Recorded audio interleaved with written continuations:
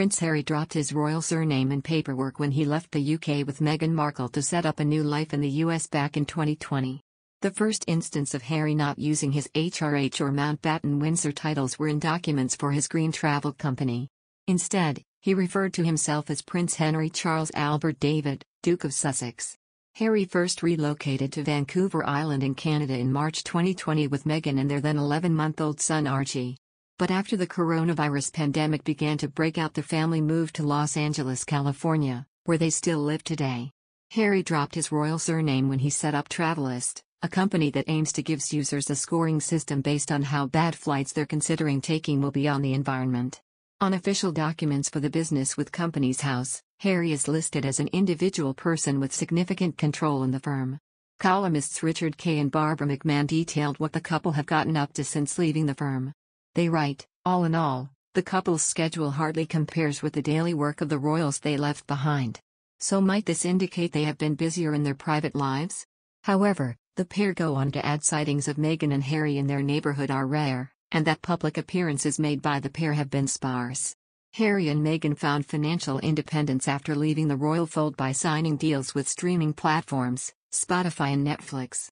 The Sussexes linked their names to Netflix back in September last year, and yet, since then, have only announced 2 projects, but none of their content has been published yet. Also, since quitting duties, activism has formed part of the identity the couple have molded for themselves in California. The website for their Archewell Foundation states, "Each of us can change our communities. All of us can change the world," and the pair have also been widely outspoken about themes including vaccine equity and more recently the Ukraine-Russia crisis. 2 weeks after the couple's now infamous Oprah interview was aired, Harry was unveiled as Chief Impact Officer for mental wellness app BetterUp, described as a platform for coaching and mental fitness in the workplace.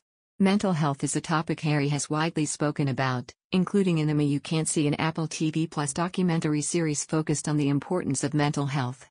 Harry spoke about his experience of trauma and how he'd had therapy to help aid his own mental well-being. Also, 4 days after the birth of their daughter, Meghan published her children's book The Bench, and hundreds of copies were given away free to schools and children's libraries across the states.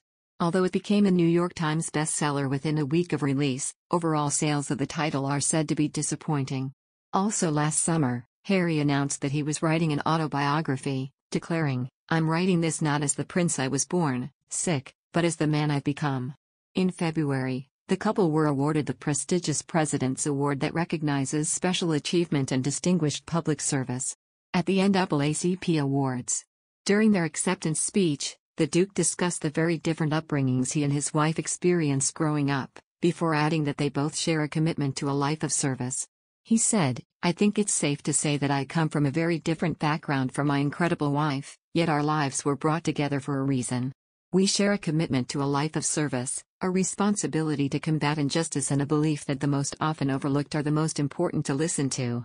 In contrast, every year the royal family as a whole carries out over 2,000 official engagements throughout the UK and also worldwide.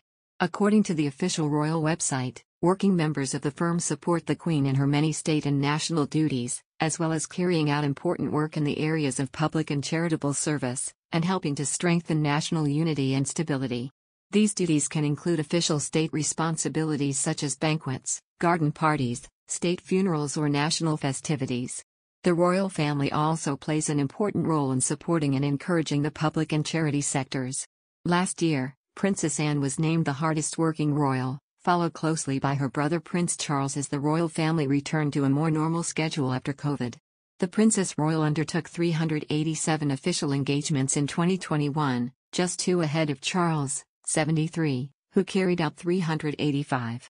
The siblings have stepped up to take on greater responsibility in recent years, following the scaling back of the Queen's work and the loss of senior royals including the Sussexes and Prince Andrew, who quit after his BBC Newsnight interview in 2019.